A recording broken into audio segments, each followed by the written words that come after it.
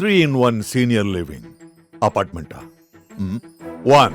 Senior citizen கான perfect senior living. Number 2. Small investment, big appreciation. 3. உங்க பசங்களுக்கு ஃபியூச்சர்ல நல்ல ரெண்டல் இன்கம் தரப்போற property. Step stone Aalam in Pollachi near Kovai.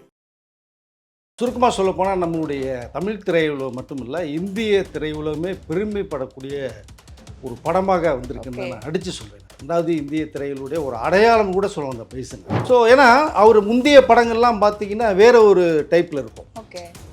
மாமன்னெல்லாம் பார்த்தீங்கன்னா அருமையான ஒரு களம் எடுத்திருப்பார். பட் இவர் இப்படித்தான் பண்ணுவார் மாரி செல்வராஜ் அப்படின்னு பேசப்பட்டுட்டு இருந்த ஒரு பீரியடு. இந்த படமும் அப்படி தான் இருக்கும்னு நினச்சி எல்லா பேரும் வந்து ஏமாந்து போனான்னு சொல்கிறேன். அமீர் வரும்போது ஒரு காரில் வரும்போது ஒரு டைலாக் ஒன்று இருக்குது. தியேட்டர்லாம் கிளாப்ஸ் விசில் பறக்குது. அந்த ஒரு சீனில் அமீர் யார், உங்களுடைய கேரக்டர் என்ன, சமூகத்துக்கு என்ன சொல்ல வராருங்கிறது ஒரு சீனில் சொல்லி கொடுப்பார். டேரக்டர்ஸ் ப்ரொடியூசர் பெரிய பேனரை காலி பண்ணிட்டாங்க, ரோட்டில் நிற்கிறாங்க. மாரி செல்வராஜ் மிகப்பெரிய தயாரிப்பில் வாழ வச்சிருக்காருன்னு நம்ம சொல்லலாம். நம்ம படத்தில் அவ்வளோ காம்பேக்டாக பட்ஜெட்டோட நீங்கள் படம் கிட்டத்தட்ட 2 மணி நேரம் 45 மினிட்ஸ் மேலே டியூரேஷன் போகுது, நகரவே முடியாது.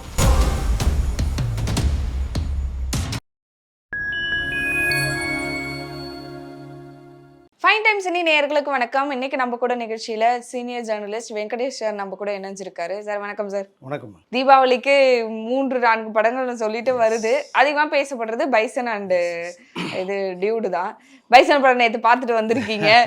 ரிவ்யூ அப்படியே ஆடியன்ஸ்க்கு சொன்னீங்கன்னா படம் எப்படி இருக்கு, மாரி செல்வராஜோட அடுத்த படம் எப்படி இருக்குன்றது சொன்னீங்கன்னா ரிவ்யூக்கு கரெக்டாக இருக்கும் சார். சுருக்கமாக சொல்ல போனால் நம்மளுடைய தமிழ் திரையுலகம் மட்டுமில்லை, இந்திய திரையுலகமே பெருமைப்படக்கூடிய ஒரு படமாக வந்திருக்குன்னு நான் அடித்து சொல்கிறேன். ரெண்டாவது இந்திய திரையுடைய ஒரு அடையாளம் கூட சொல்லலாம் அந்த பைசனை. காரணம் இப்போ அதாவது ஒரு யங்ஸ்டர்ஸு, ஒரு +2 படிக்கிற ஸ்டூடெண்ட்டு அடுத்து எந்த ரேஞ்சுக்கு போவான் அப்படிங்கிற ஒரு கண்ணோட்டம் போகும்போது அவனுடைய ஃபுல் எய்மே ஸ்போர்ட்ஸில் ஜெயிக்கணும், அதுவும் இந்தியா லெவலில் பெரிய கபடி பிளேயராக வரணும்னு நினைக்கிற ஒரு கேரக்டர். பட்டு இது அப்படியே கட் பண்ணிங்கன்னா சில டைரக்டர்ஸ் என்ன பண்ணுறாங்கன்னா அந்த யங்ஸ்டர்ஸை எந்த வழியில் ஒரு தவறாக கண்ணோட்டத்தை நம்ம ஃபோக்கஸ் பண்ணலாம். ட்ரக் அடிக்டில் கஞ்சா அடிக்கிறது, தண்ணி அடிக்கிறது, பட் லவ் பின்னாடி ஒரு பொண்ணு பின்னாடி சுற்றுறது, இந்த மாதிரி படங்களை எடுத்துகிட்டு இருக்காங்க. பட் அது லவ் மேட் எடுக்கிறது தவறு கிடையாது. பட் அதில் அடிக்ட் ஆகி தண்ணி அடித்து போய் பண்ணுறது மாதிரின்னு சொல்லி இந்த யங்ஸ்டர்ஸுடைய மைண்டை டிஸ்டர்ப் பண்ண மாதிரி படங்கள் நிறைய வந்துட்டு இருக்கு பார்க்குறோம்.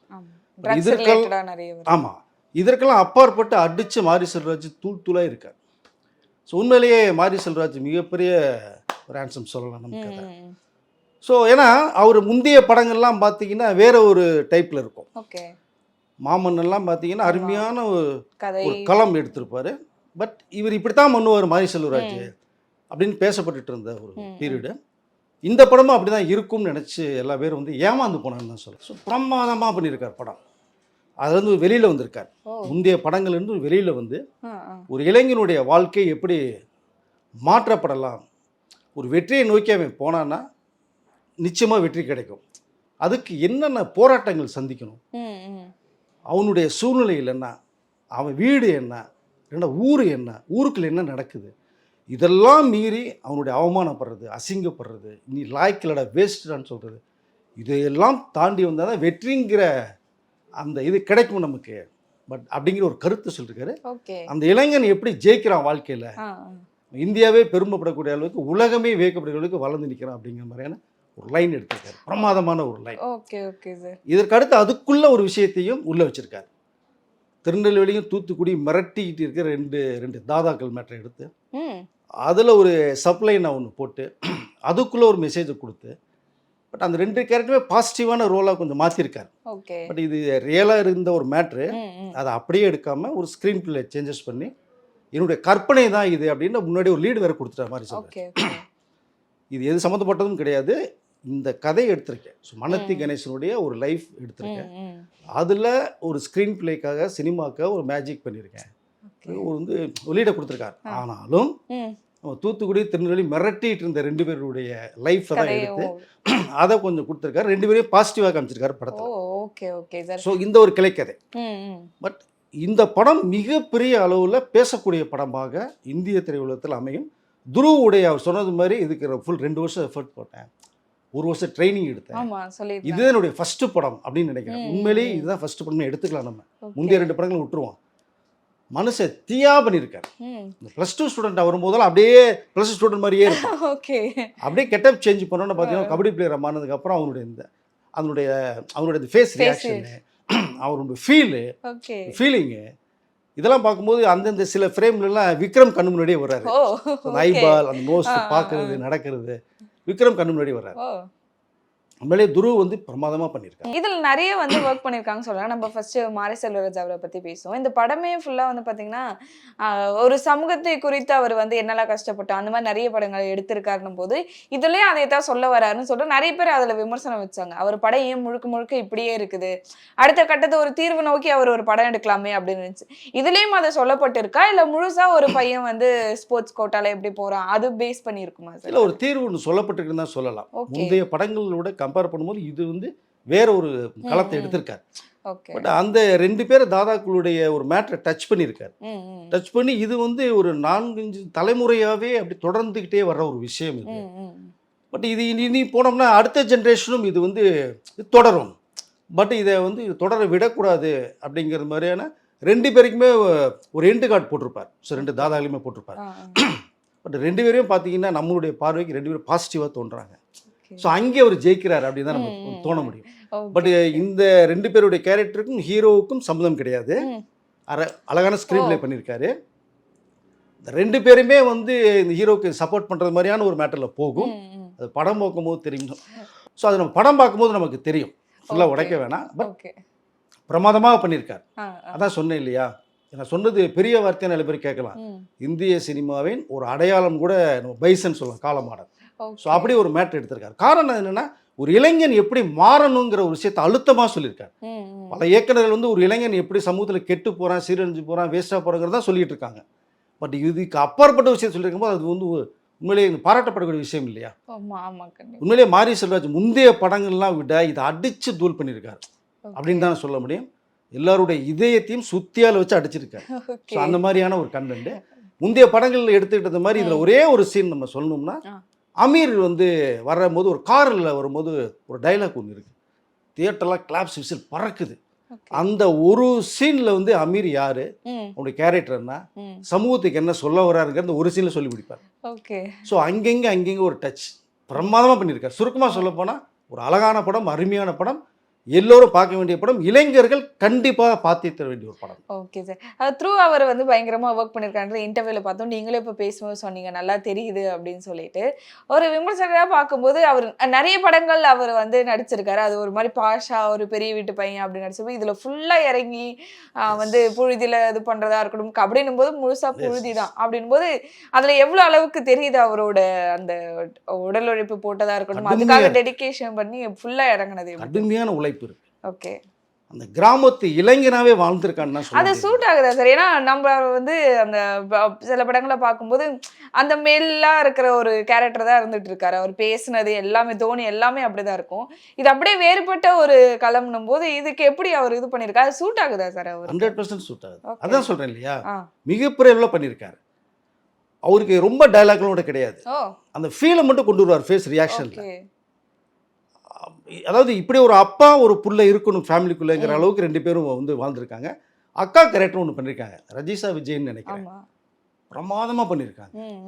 எல்லார் வீட்லையும் ஒரு அக்கா இருக்குன்னு நினைப்பாங்க, இப்படி ஒரு அப்பா இருக்குன்னு நினைப்பாங்க.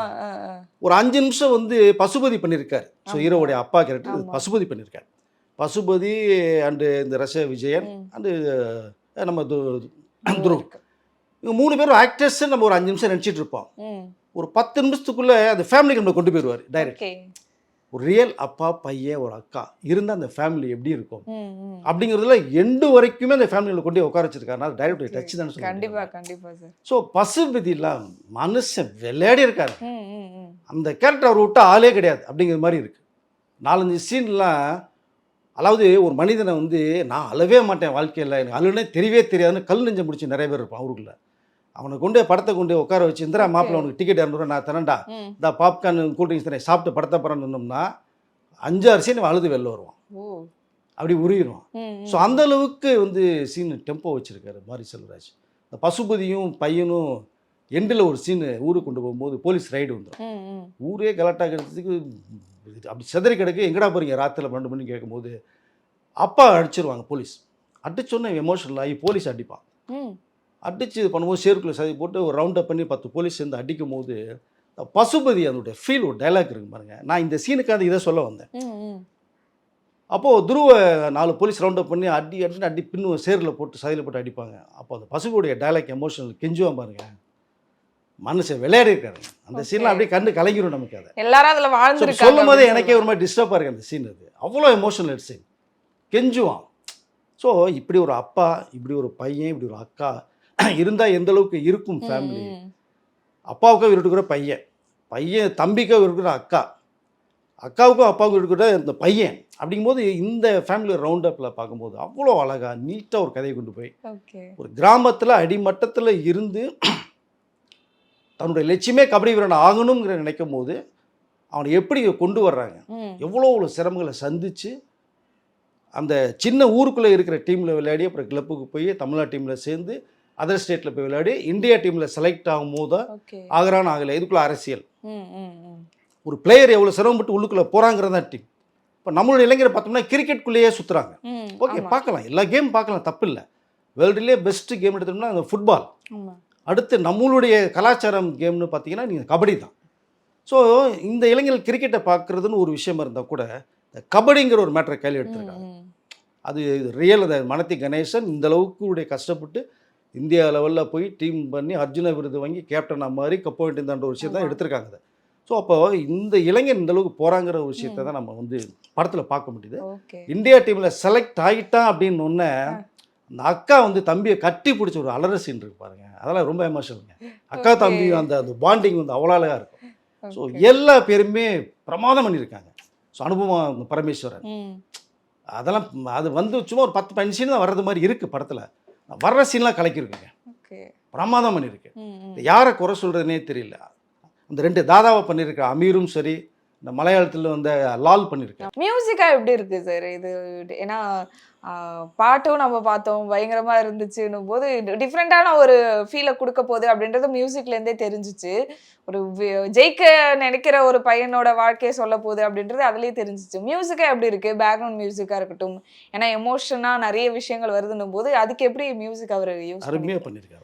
ஓகே, நீங்கள் சாங் வெளியில் கேட்டால் உங்களுக்கு சரியாக புரியாத மாதிரி இருக்கும். நீங்கள் விஷுவல் படத்தோட பார்க்கும்போது தான் அந்த சாங்கில் நம்ம ஃபீல் பண்ணி கொண்டு போகிறார் மியூசிக் டைரக்டர். அதுதான் பெரிய ப்ளஸ்ன்னு சொல்கிறேன். ஒரு யங்ஸ்டர்ஸ் அப்படி வரும்போது ஒரு பேக்ரவுண்ட் சாங் 2 சாங் இருக்குது, தீயாக போட்டிருப்பாருன்ட்டு பிரமாதமாக இருக்குது. அதாவது இந்த ஃபேமிலிக்கு நடக்கும்போது கண்ணு கலங்குறன்னு ஒரு சீன் சொல்கிறோம்ல ஆக்டிங்கில், அதுக்கு இந்த பேக்ரவுண்ட் ஸ்கோர் மிகப்பெரிய ஒரு ப்ளஸ்ஸாக இருக்குது. ஓகே, நீங்கள் சொன்ன மாதிரி ஆர்ஆரும் சரி, பேக்ரவுண்ட் ஸ்கோர்லேருந்து அந்த பிஜிஎம்லேருந்து சாங்லேருந்து ஃபுல்லாக பேக்ரவுண்ட் சாங் ஒரு 3-4 சாங் இருக்குது படத்தில். தெரியாது சில சாங்லாம் வந்தோம்னா ஐயோ எதுக்கடா தேவை, இது மாப்பிள்ள எந்திரிச்சு போனடா வாடா அப்படின்ட்டு வெளில போவானுங்க. சும்மா பாட்டியை போட்டிருக்காங்களே. இது அப்படி இல்லை, அப்படியே நம்மளை உட்கார வைக்கிறான். நீங்கள் படம் கிட்டத்தட்ட 2 மணி நேரம் 45 மினிட்ஸ் மேலே டியூரேஷன் போகுது, நகரவே முடியாதுங்க. ஓகே, நிறைய பேர் அது வேற சொல்லியிருந்தாங்க சார். ஏன்னா டியூரேஷன் அதிகமாக இருக்கும்போது இவ்வளோ நேரம் ஏன் சின்னது பண்ணியிருக்கலாமே அப்படின்றது. அந்த அளவுக்கு டைம் ரொம்ப போகுதுன்ற மாதிரி ஃபீல் கொடுக்குதா இல்லை கதைக்குள்ளே முழுசாக கூட்டு போய்? கிடையவே கிடையாது. ஓகே, இந்த டைமே சொல்ல போனால் பத்தலை அப்படிங்கிற மாதிரி தான் தோணும். அவ்வளோ விஷயங்கள் இன்புட் வச்சிருக்காரு. நீ எங்கேயுமே போர் அடிக்கலைங்க, எங்கேயுமே லாஜிக் இல்லை, லாகில் கிடையாதுங்க, லாஜிக் மிஸ்டேக் இல்லைங்க.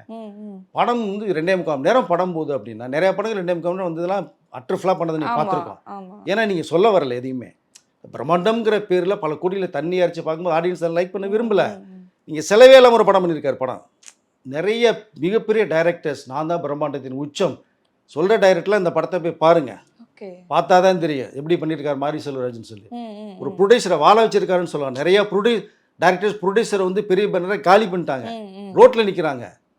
மாரி செல்வராஜ் மிகப்பெரிய தயாரிப்பில் வாழ வச்சிருக்காருன்னு நம்ம சொல்லலாம். நம்ம இந்த படத்தில் அவ்வளோ காம்பேக்டாக பட்ஜெட்டோட. பட் இந்த ஆக்டர்ஸ் தான் நமக்கு பெரிய திரும்பி தவிர ஃபுல்லாக வில்லேஜ் தூத்துக்குடி டிஸ்ட்ரிக்ட் தான், ஃபுல்லாக திருநெல்வேலி டிஸ்ட்ரிக்ட் தான். பிரமாதம் பண்ணியிருக்காரு. மியூசிக்லாம் அதாவது என்ன சொல்லே தெரியலங்க, அப்படி அழகாக இருக்குது. இது ரொம்ப ப்ளஸ் எடுத்துட்டு தான் கேமராமேன் ஒர்க். என்னங்க கேமரா நிறைய விஷயங்கள்ல அவர் படங்கள் எல்லாத்துலேயுமே அப்படி வச்சிருப்பாரு. கேமராவில் சினிமாட்டோகிராஃபியில் பயங்கரமாக பிரமாதமாக இருக்குங்க.